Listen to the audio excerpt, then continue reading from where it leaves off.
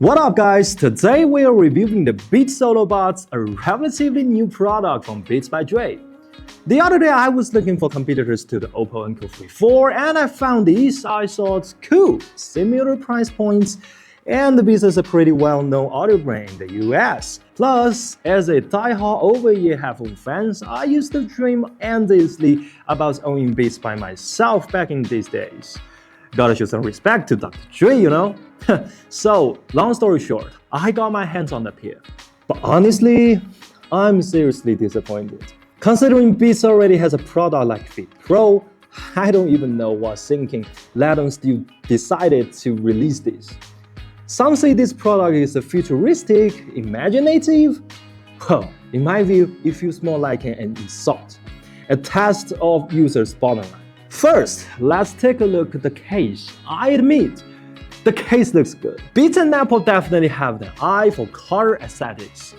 It's eye-catching, but it only catches the eye. The Beats Solo Buds case is small, of course, but that's purely because it has no battery life. When the earbuds run out of power, you can only use a case as a charging dock and have to find a cable to recharge it. I say find, it's because, incredibly, it doesn't come out with a charging cable. I saw the comment earlier, and that's hilarious. He said that's actually incredible. They need a cable to recharge, and they don't provide one. It's just insane, I think. If you say it's to protect the environment, alright, you protect your environment, but who's gonna protect my wallet? Back to the charging case, some say it's to reduce the weight. But how about this? Here is the Series Max X from the previous video. Whole unit weighs 40 grams. And here's the Beats Solo Buds. Whole unit weighs 32 grams. You guys talk about spending at least 2 hours in the gym every day, and then you tell me you can handle a few extra grams? Come on. Now, let's talk about the battery life. Look, I admit, the Beats Solo Buds with 18 hours of single ear playback doesn't seem to achieve an industry-leading level. But I have to ask, do you really need it? Look, apart from friends who generally work more than 10 hours straight, I mean, salute. But except them, who might actually need such long, uninterrupted usage? Generally, I think daily earbuds usage is around 6 to 8 hours maybe. And as for the guy who has charging case, if you need to travel for 2 or 3, even more days, then you shouldn't even be worried about headphone battery life. And if you're wearing Beats Solo Buds, 2 days, cool, I can take it. 3 days or more, I don't believe I'm the only one with low battery anxiety, okay? And then let's talk about the app, if it even really needs one. Android users need to download the Beats app to connect it. Open the app, press one of the buttons on the earbuds. By the way, if you're pressing both, it won't work. Don't ask how I know. And then it connects. And trust me, you will be pleasantly surprised to discover that as a user of the cheapest Beats product, you have almost no function besides setting the buttons. No EQ, no presets, nothing at all. Honestly, if this is the whole plan, skip the app entirely. You might as well not give me an app from the beginning. Let's talk about its sound quality. Codec-wise, it uses Apple's legacy AAC codec. Make sure you remember this, because the differences between the AAC and LDAC can't really be shown on the frequency response graph. But AAC does mean a loss of detail and color. I also did a listening test. You guys can feel it for yourself later. From frequency response curve perspective, the Beats Solo Buds curve is relatively close to the Harman Target curve. Beats and bass canon, zero detail means anymore. Bass is restrained with a 2.5K, pushing vocals forward for more precise. Highs, ultra high deep, sibilance control is decent. On paper, it's harmless, even if bland. But actually listening, I give you one word: boring. I mean, graph does show the temp bass, but in reality, it still dominates. It feels like the tuner was still their old tuner, but at the last moment, he chose to just lower the bass volume by 3 dBs.